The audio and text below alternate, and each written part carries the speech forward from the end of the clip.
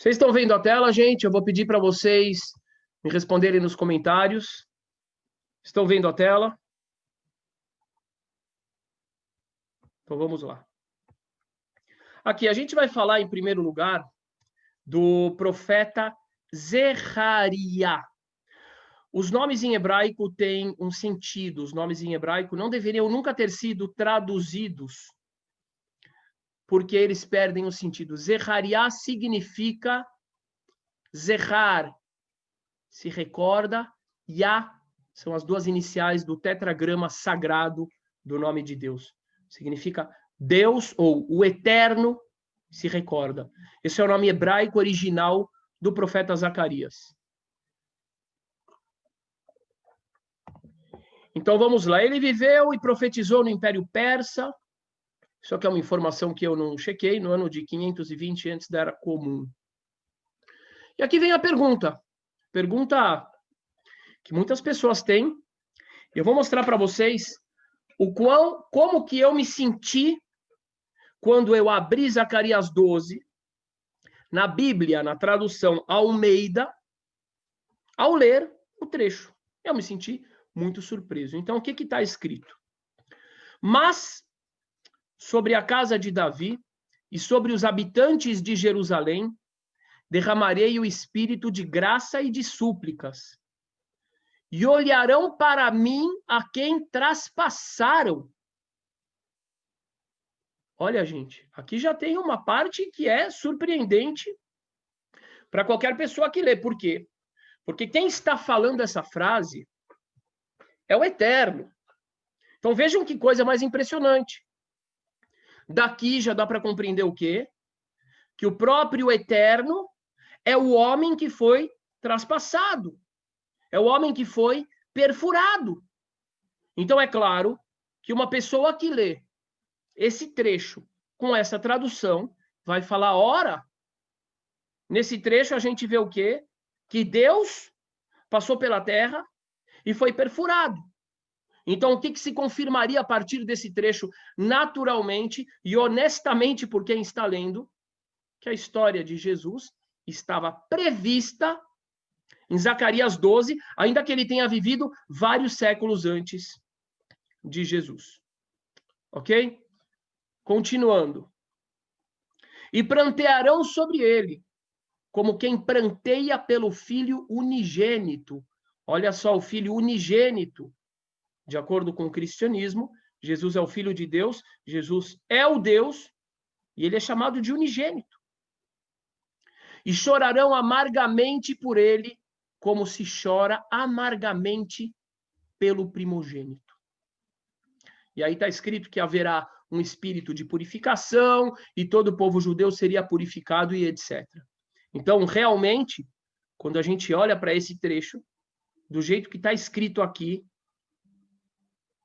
se eu fosse cristão, eu diria, puxa vida, os judeus são realmente muito teimosos. Porque, olha, coisa mais clara do que essa não existe, correto?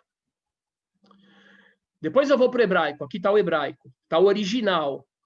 E é essa a chave para os irmãos que querem compreender por que nós, judeus, não aceitamos a história dos evangelhos referentes a Jesus. A chave está nas traduções, ok? De acordo com a nossa visão, as traduções foram adulteradas por Roma, foram deturpadas para encaixar a história de Jesus dentro dos profetas judeus, dos profetas israelitas. E eu falo novamente, por que Roma teria feito isso? Porque Roma pegou a religião não por fé. Constantino, o imperador, ele não se converte ao catolicismo, ao cristianismo por fé, mas porque ele percebeu que aquilo poderia ser um instrumento de poder muito grande. O judaísmo, naquela época, não era uma religião pequena. Em Roma mesmo, a quantidade de pessoas que se convertiam ao judaísmo era enorme. E aí o imperador romano percebe o poder do judaísmo e diz, opa, desse jeito eu vou acabar perdendo a mão completamente. Então ele pega a figura de Jesus que, de acordo com a minha compreensão, e existe essa linha dentro do judaísmo ortodoxo rabínico, também não sou o primeiro a pensar assim, Jesus era um judeu que queria, assim como os apóstolos, difundir o monoteísmo o monoteísmo ético, e por ter sido uma figura muito carismática, Roma se apodera tanto das escrituras quanto da figura de Jesus para criar uma nova personagem e, através disso, fazer uma religião que domina o povo. Domina através do medo, ressaltando muito a questão da condenação eterna, que não tem no judaísmo, do inferno, do Satanás e etc. e tal, porque a gente sabe que o medo é um instrumento muito poderoso para dominar as pessoas. Ok? Então, vamos lá. Agora, eu vou ler o trecho aqui. Eu vou dizer para vocês, eu recebi muitíssimas vezes, nos comentários, e Rabino, e Zacarias 12? Hã? Eu não entendia por que tiram Zacarias 12. Aí eu fui procurar e eu vi que em João 19, a profecia de Zacarias é citada como se fosse uma referência sobre Jesus.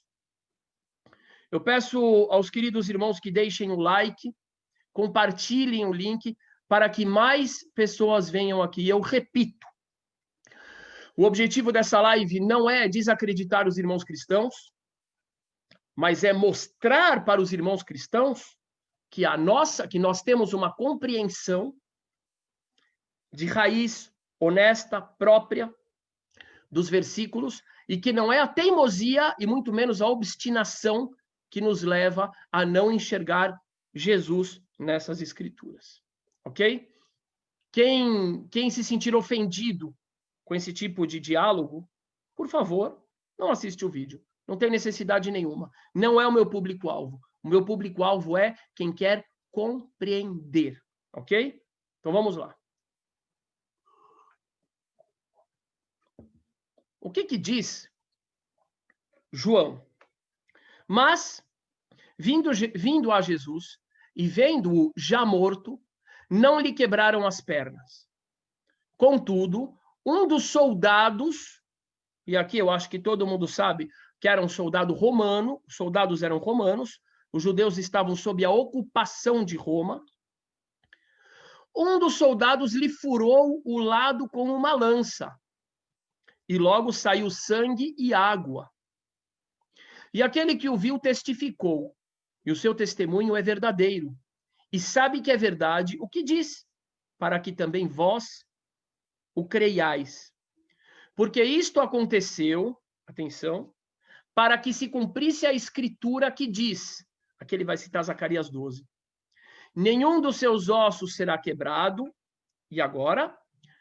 E outra vez diz a escritura, verão aquele que traspassaram. Então, João 19, que eu repito com todo respeito, a minha crítica não é contra Jesus, em absoluto. A minha crítica tampouco é contra João, que era um judeu chamado Yohanan. A minha questão é com Roma, que, na minha opinião, se apropriou da figura de Jesus, dos apóstolos, do judaísmo, para criar uma nova religião que lhe conferisse poder e domínio sobre o povo. E quem discorda disso, eu respeito profundamente também. Ok? Então vamos lá, vamos agora analisar isso aqui.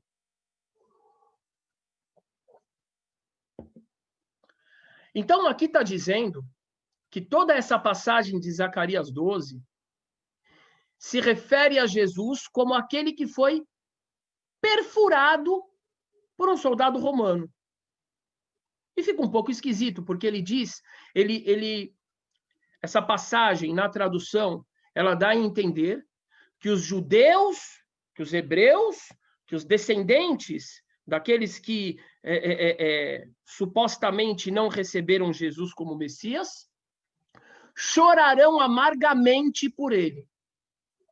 Mas tem uma coisa muito estranha, gente, porque se fosse para se referir a Jesus, o versículo de Zacarias falaria o seguinte: olharão para mim a quem crucificaram. Porque, de acordo com a história dos evangelhos, o ato de crucificar que foi o que matou. O ato de crucificar que ficaria, inclusive, perpetuado na memória de todos, inclusive nos próprios evangelhos.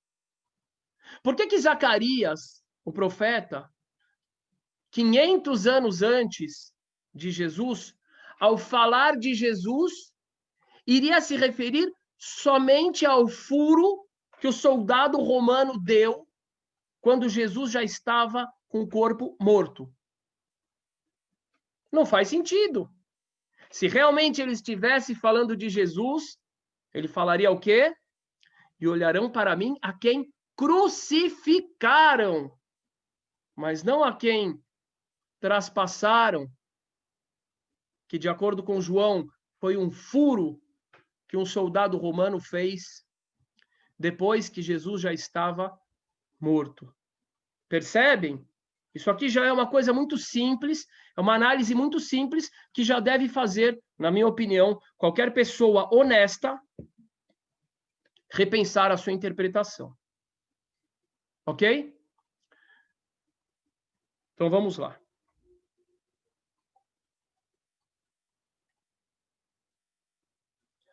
Então, por que seria Jesus?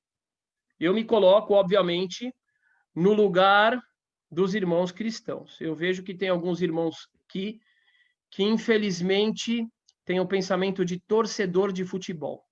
Eles ficam repetindo as suas frases a respeito de sua fé, sem quererem sequer ouvir o que está sendo dito. Então, esses não são meu público-alvo, ok? Meu público-alvo é quem quer nos compreender.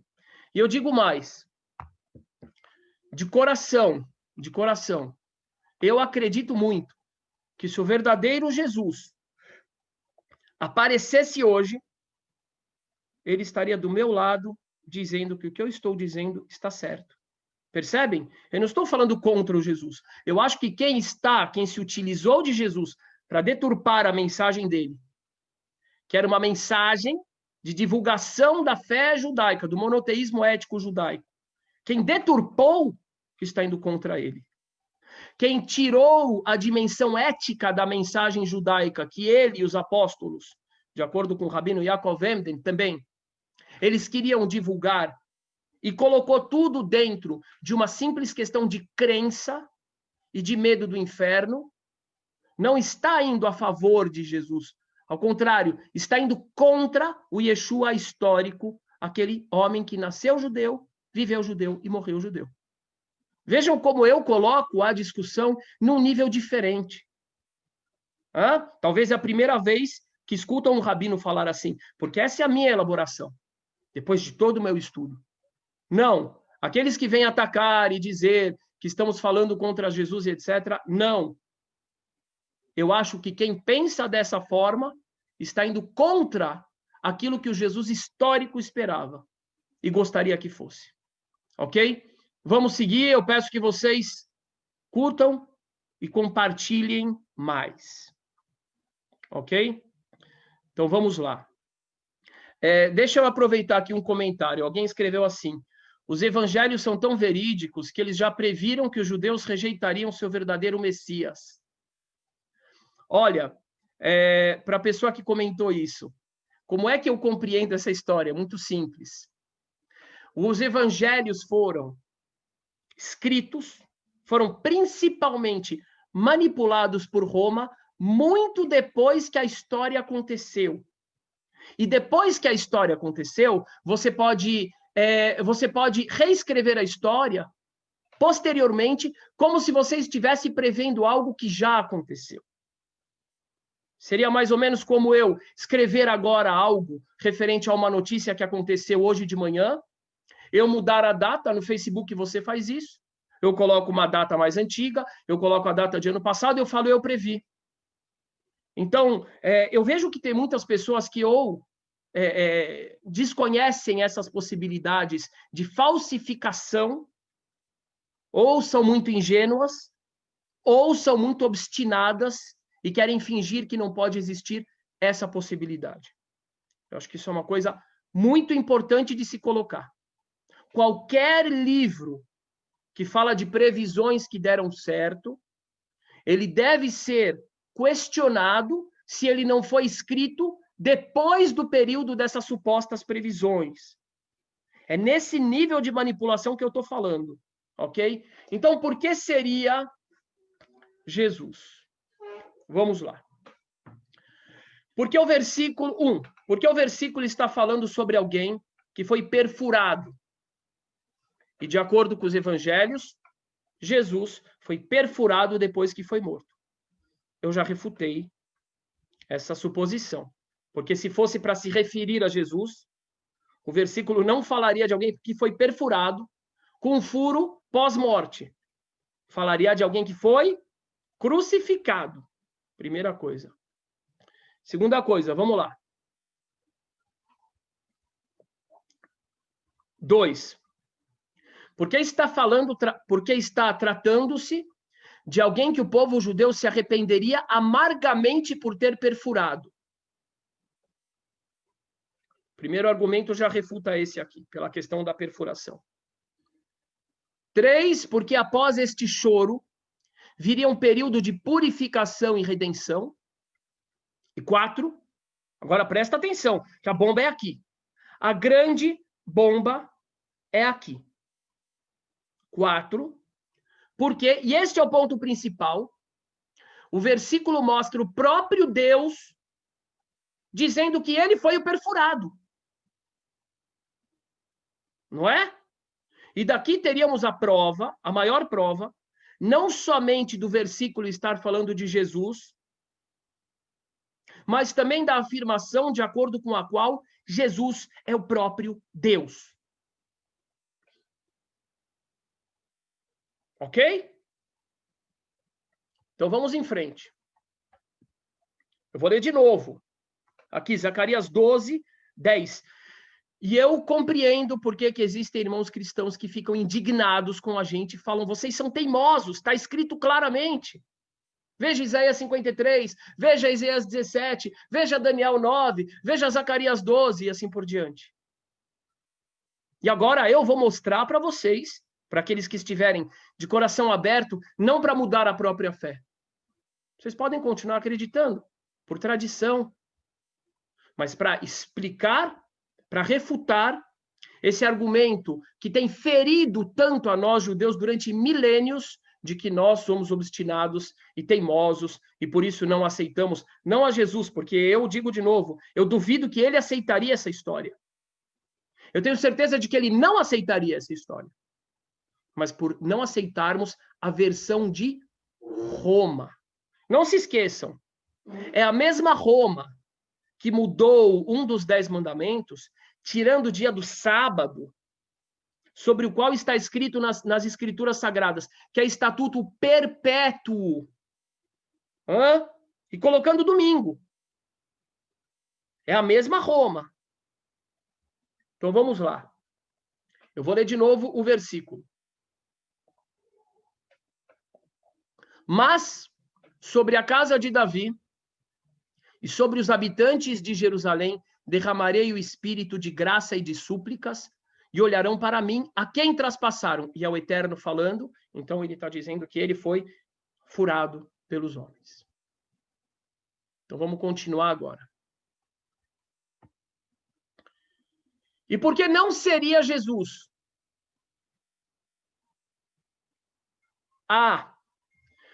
Como eu já falei, porque se fosse para se referir à suposta execução de Jesus, o versículo falaria de crucificação e não do furo feito pelo soldado, que, de acordo com a narrativa cristã, foi apenas um pequeno detalhe em comparação à ressurreição.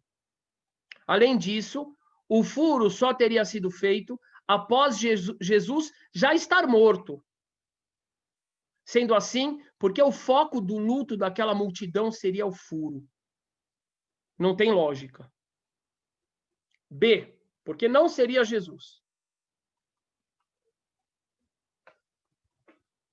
Porque, na realidade, agora vejam só como é importante o idioma. Primeira coisa que eu trouxe até agora, eu não trouxe nada da tradução. Nem do contexto. Eu trouxe do próprio texto. Furo não é uma forma que alguém deveria se relacionar à suposta forma como Jesus foi morto. Deveria ser crucificação.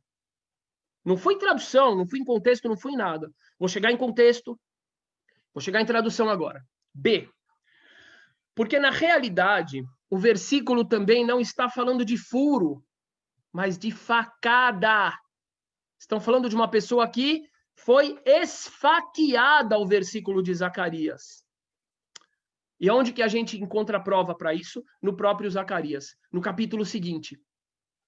O mesmo termo dequirá é utilizado para facada. E eu já vou mostrar para vocês. Aqui. Zacarias 13:13. Eu estou vendo que tem muita gente que está discutindo ali. Eu vejo assim, isso sim é obstinação. Isso é muita obstinação. Um irmão está dizendo aqui, não, Jesus foi furado vivo quando ele foi crucificado. Pois é, meu amigo, eu também pensei isso. Mas João, nos evangelhos, cita Zacarias em referência ao furo que ele recebeu depois de morto. Vamos ser objetivos, ok? Então vamos lá, o que está escrito em Zacarias 13:13? Agora eu quero analisar o verbo que está escrito como furar. E acontecerá que quando alguém ainda profetizar, isso no futuro, seu pai e sua mãe que o geraram lhe dirão: não viverás, pois falaste mentira em nome do Senhor.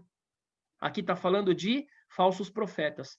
E seu pai e sua mãe que o geraram o traspassarão quando profetizar. O que é traspassarão? Vão furar ele?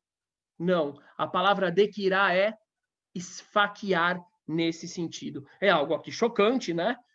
Eu acho que nenhum pai normal faria isso, mas é o que está escrito em Zacarias, que os pais e as mães fariam depois desse período de choro e etc., com filhos que profetizassem em falso. Isso aqui não é... Nenhum pai e mãe ficam furando o filho. Isso aqui é esfaquear. Vamos ver o termo? Aqui, ó. Verraiá ki inaveish od. E será quando homens profetizarem mais. Veamru elav, e disserem para ele, seu pai e sua mãe. Lotehietu, não viverás. Que sheker de barta beshem Adonai. Pois dissestes mentiras em nome do Eterno. Udkaruhu. E o esfaquearão, pelo próprio contexto. Não tem sentido falar que os pais furariam o filho, ok? E esse é o termo que aparece no versículo que a gente está estudando, no versículo 12, 10 de Zacarias 12. Qual que é o termo em hebraico? Vou mostrar aqui.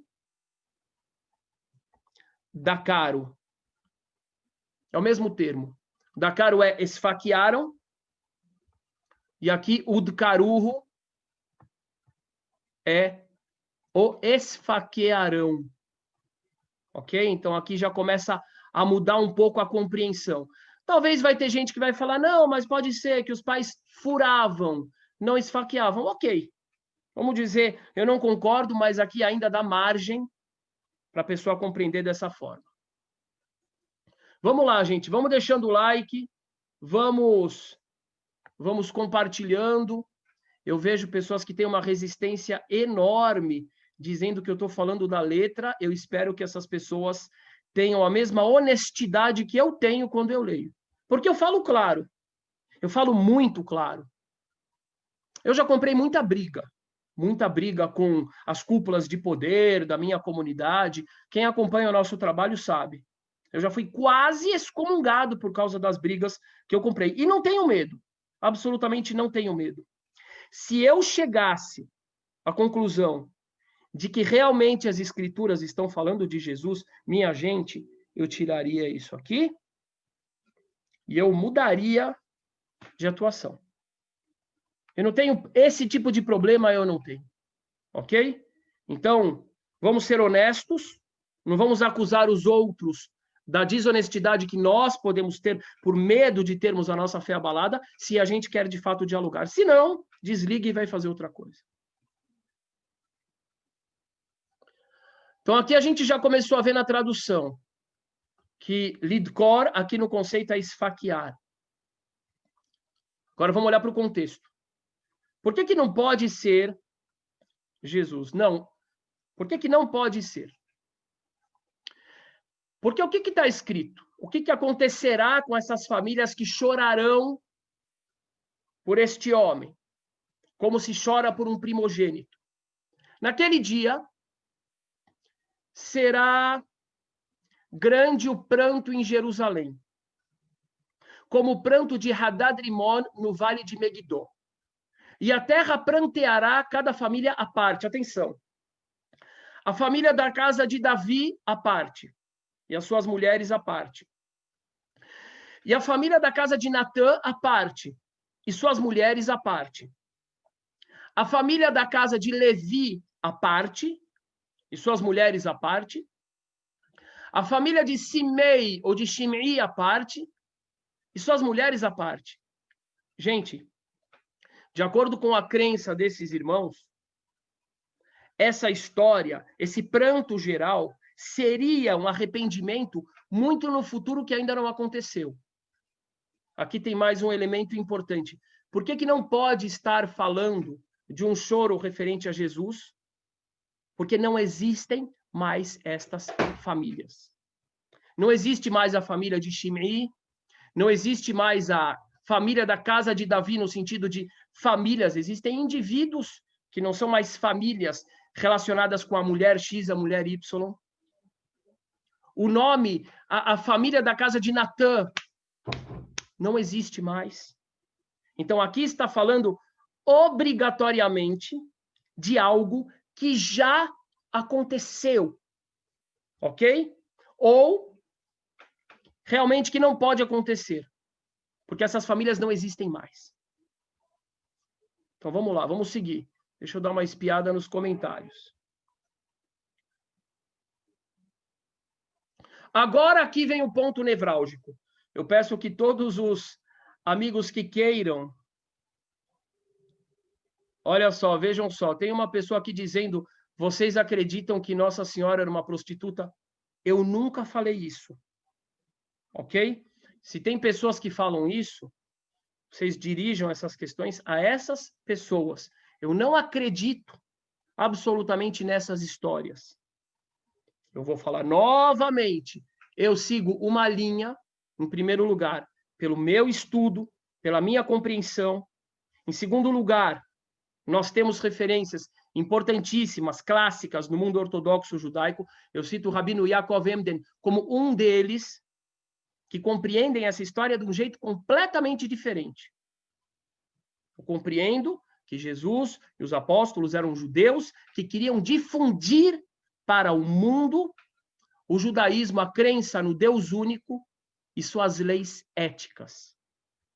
Ok? Eu não tenho nenhuma crítica a fazer ao Jesus, cuja figura, na minha visão, foi apropriada por Roma, que deturpou tanto Jesus quanto as escrituras judaicas, criando um homem-deus para poder se aproximar do paganismo na época, que não podia conceber um Deus invisível, e colocando essa nova visão como instrumento de poder e de domínio do povo. Eu absolutamente não tenho nada a ver com essas visões. Eu considero elas ilógicas, cheias de elementos, inclusive, bastante fantásticos. Então, vamos voltar. Porque não, eu não aceito, eu não acredito que esteja se referindo a Jesus. Porque, de acordo com a tradução correta, aqui já tem algo realmente grave, gente. Grave. Tradução errada.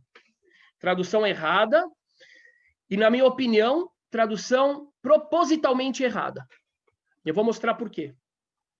E aí, o que acontece com uma tradução propositalmente errada? A pessoa que não tem acesso ao hebraico, ao original, vai ler errado e vai falar: olha que maldosos esses judeus, eles não leem o que está escrito aqui. E eu digo, não está escrito isso. A tradução foi adulterada. Vamos em frente. Porque, de acordo com a tradução correta, Deus não diz que ele é o perfurado, como está traduzido errado na tradução Almeida. Isso eu li na Bíblia Almeida, que traduziu assim para associar Jesus a Deus como sendo a mesma pessoa. É claro que uma pessoa que lê do jeito que está traduzido na Bíblia Almeida vai falar para os judeus, vocês são teimosos. Vamos ler de novo? Vamos ler de novo. Obrigado, meu querido irmão, pela contribuição. Vamos ler de novo. Mas sobre a casa de Davi e sobre todos os habitantes de Jerusalém, derramarei o espírito de graça e de súplicas, e olharão para mim. Olha, é o Eterno que está falando. E olharão para mim a quem traspassaram, a quem furaram. Então é claro que o irmão cristão que ler isso vai falar, olha, mais claro do que isso, só o sol. Agora, o que é o interessante? O interessante é que com o passar do tempo, várias linhas cristãs, talvez essa tradução talvez seja até mais antiga, mas começaram a se afastar dessas traduções erradas que foram deturpadas somente para encaixar a história da forma que convinha. Vamos ler a tradução correta? Ah, Rabino, mas a tradução correta, sua, como é que a gente vai saber que é verdadeira? Não. Não vou trazer a minha. Eu vou trazer uma tradução que eu encontrei no site, acho que é Bíblia Online. Ok? Tradução Bíblia Católica. Presta atenção. Se a gente pega a tradução da Bíblia Católica, essa tradução aqui, a gente já vai ver que essa leitura dizendo que é Jesus, ela não é obrigatória. E nem a única. Ou talvez ela é equivocada. Ela é impossível. Vamos lá. Suscitarei sobre a casa de Davi e sobre os habitantes de Jerusalém um espírito de boa vontade e de prece. E eles voltarão seus olhos para mim. Ponto. Farão lamentações sobre aquele que traspassaram. Olha o que a Bíblia, a tradução da Bíblia Católica, aqui correta, diz. Ela separa o eterno daquele que foi perfurado e traspassado. Ela traduz direito. Aqueles que estarão em súplicas, em preces, olharão para mim. Ponto.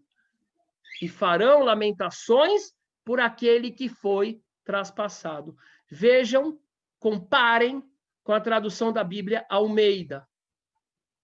E olharão para mim a quem traspassaram. Essa tradução aqui errada, ela visa fazer com que o leitor pense que Deus, que o Eterno está dizendo aí, que ele foi perfurado. Aí, é claro, uma pessoa que lê essa tradução tão difundida vai dizer, os judeus são teimosos. Só que nós não precisamos de traduções.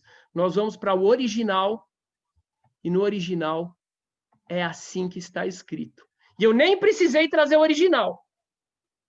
Eu trouxe a tradução da Bíblia Católica.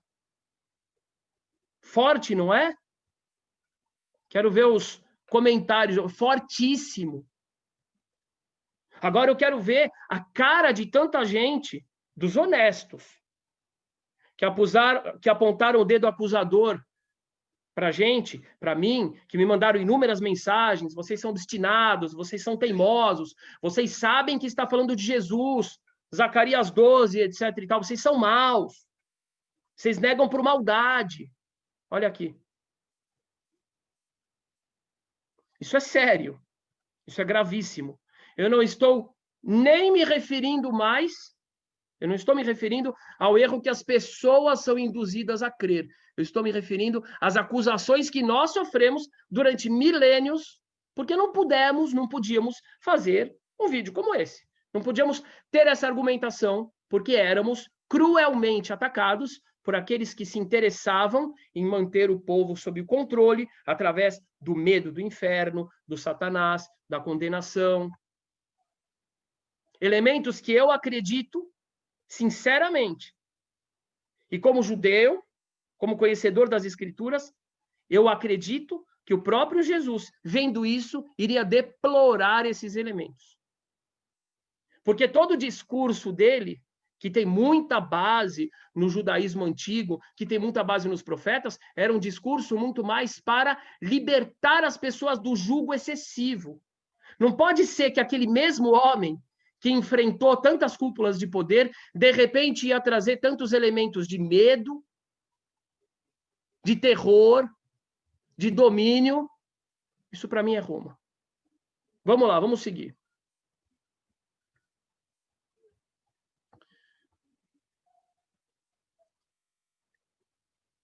Tá, isso aqui foi o que eu...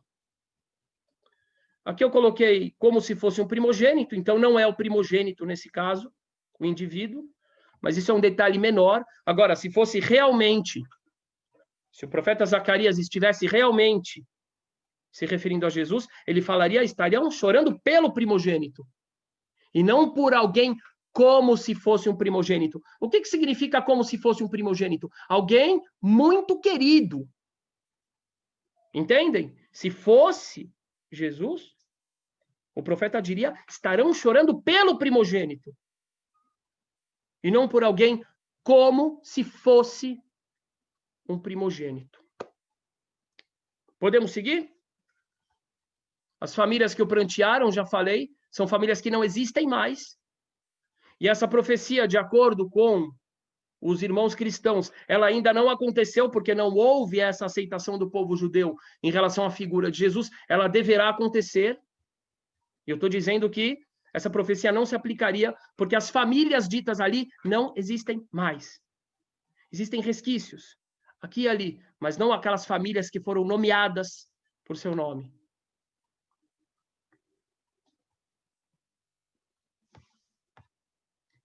Então, quem é o esfaqueado? Aqui a gente tem uma grande questão. Aqui tem a questão, quem é o esfaqueado? E, gente, eu vou fazer o seguinte. Hoje alguém me deu uma ideia muito legal. Existe, eu brinco, eu falo que é o Facebook do YouTube. É um lugar que você posta foto, texto. Eu tenho postado muita enquete ali. Até mesmo para entender o público. Certo? Alguém me falou, Rabino, deixa 10 minutos, 15 minutos depois do vídeo para interação com o público. Fechou. Eu vou fazer isso, tá? Então, assim, para mim, está muito claro. Por que não pode ser Jesus? Em primeiro lugar, porque um profeta que fosse se referir a um momento onde o povo judeu finalmente reconheceria que Jesus foi morto de forma injusta, ele nunca se referiria a Jesus como aquele que foi perfurado, como está em João, por um soldado romano depois de sua morte. Ele diria, chorarão por aquele, não pelo perfurado, mas chorarão por aquele que foi crucificado. Primeira coisa. Em segundo lugar, a palavra, pelo contexto que a gente vê no capítulo 13, que os pais e mães, Deus nos livre, esfaquearão seus filhos, a palavra não é perfurar, é esfaquear. Aqui ainda dá para a pessoa querer discutir, mas para mim está claro. Terceiro lugar, as famílias que são citadas são famílias que não existem mais, então isso não pode acontecer, isso forçosamente tem que ser algo que já aconteceu no período que essas famílias existiam. Ok? Então vamos lá. Então quem é o esfaqueado? Quem pode ser esse esfaqueado? Algumas pistas. Pistas sobre quem pode ser o esfaqueado. Vamos voltar para o começo do livro. Isso é muito importante. Eu sempre falo para os irmãos, gente, Ezequiel 53, você tem que ler 52, 51, 49. Isaías 9, do Emanuel, da Virgem, você tem que ler Isaías 8, Isaías 7, Isaías 10.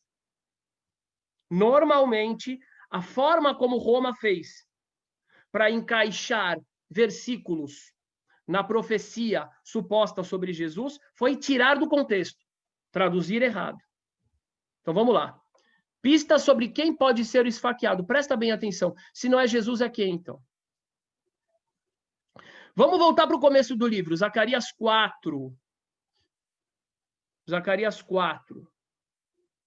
1:3. E o anjo que falava comigo voltou e despertou-me. É o próprio livro de Zacarias.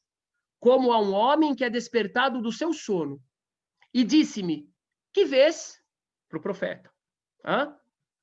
E eu disse, olho e eis que vejo um castiçal todo de ouro. Gente, é claro que quem não tem este livro e o conhecimento deste livro, que são as escrituras no original hebraico, é claro que não vai conseguir encontrar a pista sobre quem foi esse homem, porque a palavra castiçal, ela é uma tradução, no mínimo, enganosa. Eu não quero dizer enganosa, mas no mínimo fraca. Qual é a palavra aqui? Menorá. O que quer dizer menorá? É o candelabro, eu não sei como poderiam traduzir, ok? É o candelabro, ok, que tinha no templo sagrado. Lembra do candelabro do templo sagrado? É o que está escrito aqui. No capítulo 4, o profeta Isaías diz o quê?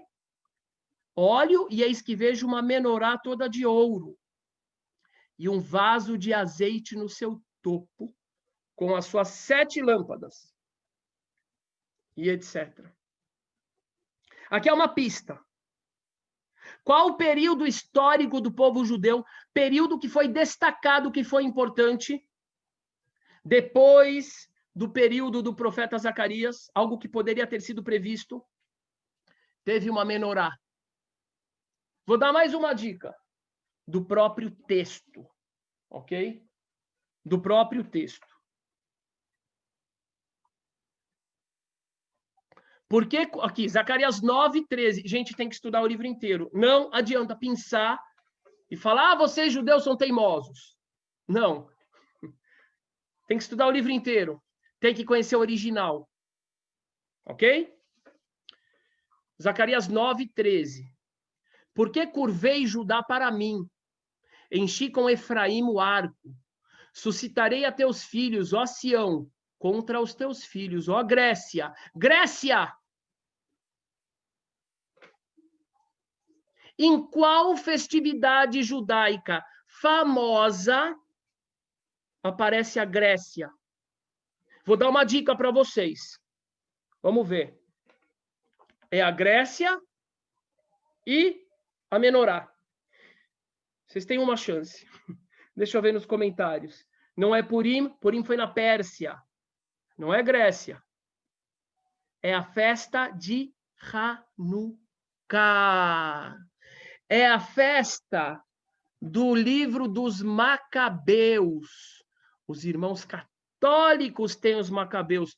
Os evangélicos nem têm os Macabeus na sua literatura sagrada. E nós, judeus, temos na nossa tradição oral, mas não o livro. Ele não é considerado um livro profético. Então, aqui, a gente já tem uma pista sobre quem é o sujeito esfaqueado. É uma pista. Eu não vou afirmar com certeza absoluta que é ele. Mas o que eu posso afirmar a respeito de não ser a figura de Jesus criada por Roma, novamente, a minha questão é com Roma, não é com Jesus histórico. O que eu posso afirmar que esses versículos não estão tratando de Jesus, do Jesus de Roma, de João. Então vamos lá. Agora eu vou para um livro. Olha que legal, gente.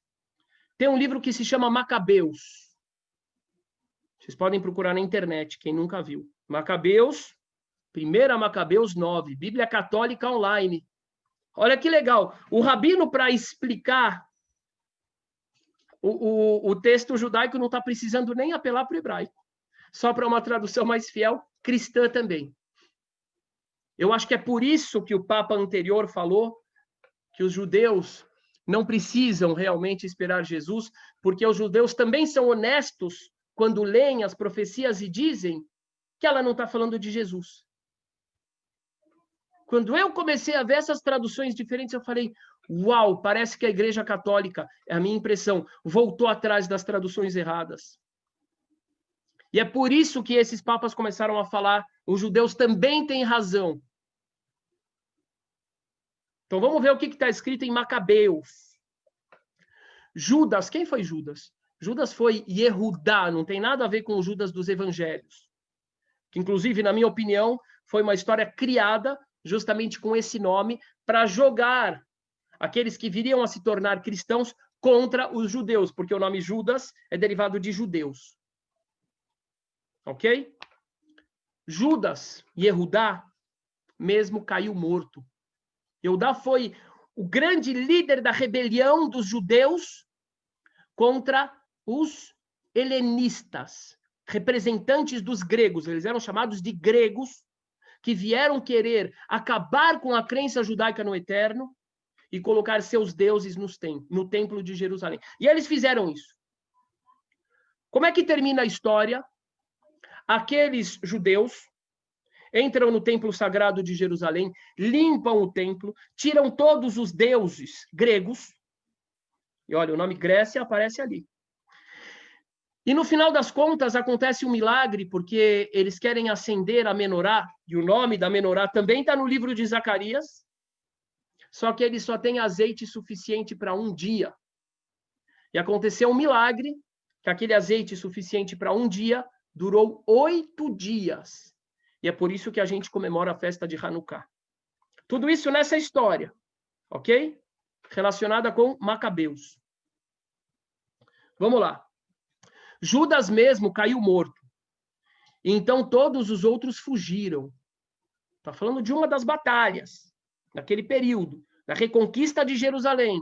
Quando eles vencem os gregos, quando eles reinauguram o templo. Ó, a palavra gregos também está em Zacarias. Quando eles reacendem a menorá. A palavra também está em Zacarias. Então a gente vê que esse é o contexto que Zacarias está prevendo. Jonatas e Simão, irmãos, né, recolheram Yehudá, seu irmão, e o enterraram no sepulcro de seus pais em Modiim. Como é que vocês acham que ele foi morto? Eles usavam espadas naquela época nas guerras. Traspassado, furado, esfaqueado. E o enterraram no sepulcro de seus pais em Modiim. Todo o povo de Israel caiu na desolação e o chorou longamente, guardando luto por vários dias, dizendo: como sucumbiu o valente Salvador de Israel?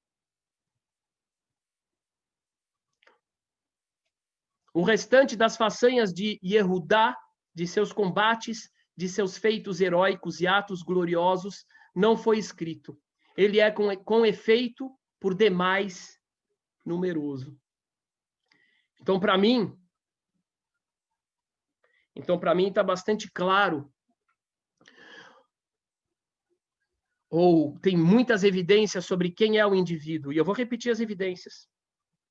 O livro de Zacarias, meus irmãos, não venham apontar o dedo acusador para nós se não lerem o livro inteiro. Leiam o livro inteiro. Procurem uma tradução fiel. Não adianta estar escrito que a tradução é fiel.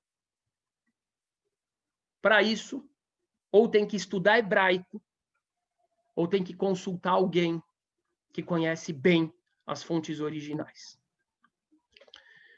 Tem uma pergunta que eu acho ela muito interessante, tá? Muito interessante mesmo, e justa e honesta, que é o seguinte. Está escrito depois, lá em Zacarias, que teve uma purificação tremenda, etc. e tal. Em várias das profecias antigas, vamos combinar, né, gente? Falam que haveria o final e que teria uma purificação tremenda, e basicamente como se nunca mais fosse acontecer nada de mal. E aí eu quero trazer algo muito importante que aparece nas Escrituras e que muita gente não se dá conta, que é a condição. Nem todas as profecias que o Eterno fala, profecias bonitas, profecias de consolo, profecias de redenção, nem todas obrigatoriamente acontecerão. Ou acontecem. Elas acontecerão, mas não necessariamente no período previsto. Por quê? Porque vai depender das ações nossas. E é aqui que o judaísmo tem uma mensagem importantíssima. Essa mensagem, sim, eu quero difundir para todos. O ser humano, dentro da visão bíblica, ele não deve ser um agente passivo que fica esperando pelo que Deus vai fazer.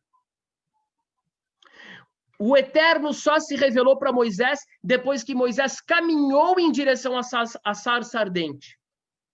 Está escrito. E o Eterno viu que Moisés veio. Moisés viu algo curioso. Só que se ele tivesse falado, coincidência, o Eterno não se revelava. Está escrito, e Moisés foi ver aquele fenômeno, e o Eterno viu que Moisés estava vindo, então se revelou para Moisés. De acordo com as Escrituras, eu vou mostrar aqui um versículo claro disso para vocês.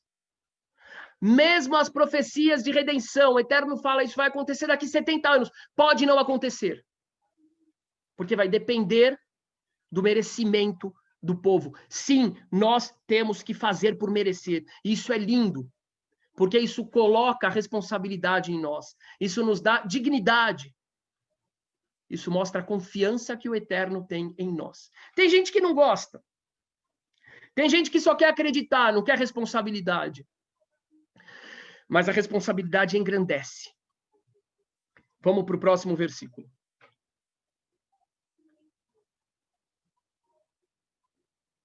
Zacarias 6,15. Prestem bem atenção, como eu estou fechando as questões aqui. E aqueles que estão longe virão, e edificarão no templo do Senhor. E vós sabereis que o Senhor dos exércitos me tem enviado a vós. E isto se sucederá assim, se, em hebraico, se diligentemente ouvirdes a voz do Senhor vosso Deus. Está aqui toda a profecia. A coisa linda acontecerá, o povo se arrependerá, tudo se purificará, será... O potencial é que seja para sempre essa redenção. Isto se sucederá se diligentemente ouvirdes a voz do Senhor vosso Deus. O Eterno nos deu o livre-arbítrio. O Eterno nos deu o potencial de atuação. E o Eterno espera de nós, isso é muito grandioso, ele deposita em nós a confiança para que a gente faça a nossa parte na história da redenção da humanidade. Tem mais uma passagem muito importante também. Daniel, das 70 semanas. Como é que começa essa história das 70 semanas? Muito simples. Daniel está desesperado. Por quê? Porque o profeta Jeremias disse que o exílio da Babilônia duraria apenas 70 anos. E o profeta Daniel, pensando que já passaram 70 anos e o povo não foi redimido, ele começa a dizer para o Eterno, a gente pecou, mas desculpa a gente. Nos perdoe. Por quê? Porque ele sabe que existe a possibilidade da profecia não se cumprir caso o povo não atenda o nível que o Eterno espera do povo. E aqui, meus irmãos queridos, eu como um judeu que antes de judeu sou um ser humano, sou um semelhante, um filho de Deus, igualzinho os meus irmãos cristãos, nem pior nem melhor, eu trago para hoje em dia essa mesma ideia. Coisas maravilhosas nos esperam.